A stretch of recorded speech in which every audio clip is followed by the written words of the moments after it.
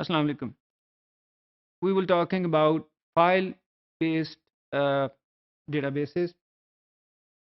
یہاں پر جیسے ہم پہلے بھی بات کر رہے ہیں کہ آپ امیجن کریں کہ جو پہلے ریکارڈز تھے جو مینولی ریکارڈ مینٹین کیے جاتے تھے وہ فائلز کی صورت میں کیا جاتے تھے. تو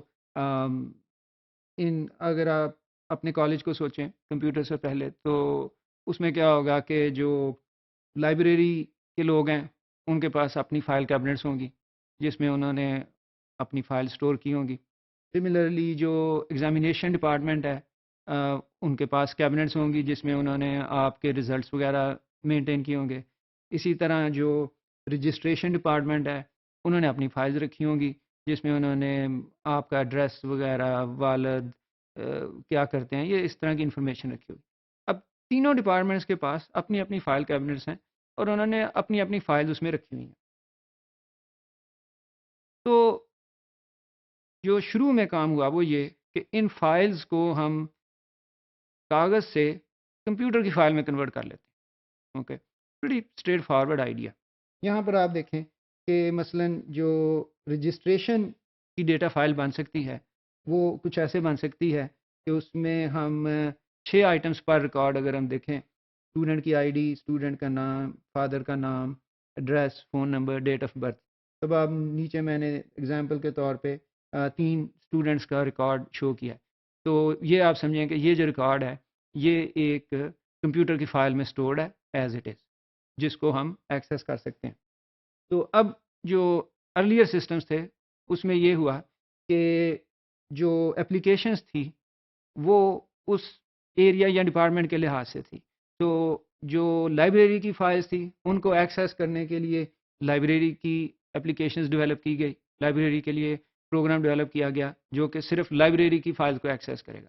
تو اب جو لائبریری کے یوزرز ہیں وہ لائبریری کے اپلیکیشنز کو یوز کرتے ہوئے لائبریری کی جو کمپیوٹر فائلز ہیں ان کو ایکسیس کرتے ہیں.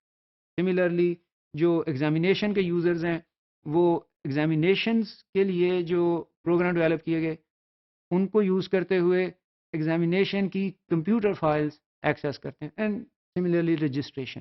اب آپ یہ دیکھیں لیکن کہ یہ 3 علیحدہ علیحدہ گروپس ہیں فائلز کے. ایک فائل کا گروپ لائبریری کے لیے, ایک ایگزامینیشن کے لیے اور ایک رجسٹریشن کے لیے. اب اس ڈیٹا بیس میں جو یوزر تھے وہ یہ کر سکتے تھے کہ وہ نئی فائل ایڈ کر سکتے تھے. تو اگر انہوں نے کچھ نیا کام کرنا ہے تو وہ اپنے حصے کے ڈیٹا بیس میں نئی فائل ایڈ کر لیں گے کیونکہ وہ ان فائل سے ڈیٹا ریٹریو کر سکتے ہیں, وہ ان فائل سے ڈیٹا ایڈ اور ڈیلیٹ بھی کر سکتے ہیں, اور وہ جو فائل جو اب وہ سمجھتے ہیں کہ ان کے استعمال میں نہیں ہے ان کو وہ ڈیلیٹ کر سکتے ہیں. اب ان کا مسئلہ یہ ہے, اس اسکیم کا مسئلہ یہ تھا کہ یہاں پہ پروگرام اور ڈیٹا آپس میں بہت انٹر ڈیپینڈنٹ ہے. اوکے, ابھی ہم اس کی تفصیل دیکھتے ہیں. دوسرا مسئلہ جو ہے نا وہ ڈپلیکیشن کا ہے ڈیٹا کا. پروگرام اینڈ ڈیٹا کی انٹر ڈیپینڈنس کا کیا مطلب ہے؟ جو میں نے شروع میں آپ کو فائل دکھائی رجسٹریشن کی, اس میں فرض کریں کہ ہمیں خیال آتا ہے کہ اوہو ہم نہ جینڈر کا فیلڈ ڈالنا بھول گئے. اوکے, اسٹوڈنٹ کا جینڈر ہم نے نہیں انٹر کیا.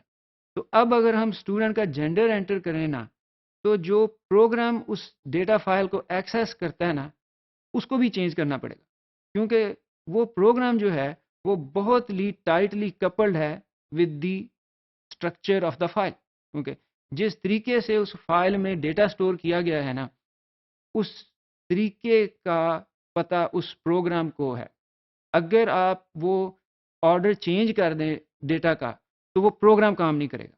تو اب اگر آپ اس میں جینڈر انٹر کرنا چاہتے ہیں تو آپ کو اس پروگرام میں بھی تبدیلی کرنی پڑے گی تاکہ اس پروگرام کو بھی پتہ لگے کہ اچھا بھائی اب یہ جو ہے نا یہاں پہ جینڈر کا فیلڈ بھی انٹر ہو گیا. اوکے, تو یہ ایک بہت بڑا مسئلہ تھا اس اسکیم کے تحت. دوسرا مسئلہ اس کے ساتھ جو تھا وہ تھا ڈپلیکیشن آف ڈیٹا کا. تو مثلا آپ یہ دیکھیں کہ ایگزامینیشن کی جو فائل ہوگی اس میں رجسٹریشن نمبر ہوگا, اسٹوڈنٹ کا نام, فادر نیم, ایڈریس, کلاس اور مارکس وغیرہ ہوں گی کیونکہ ایگزامینیشن ڈپارٹمنٹ تو نمبروں سے انٹرسٹڈ ہے.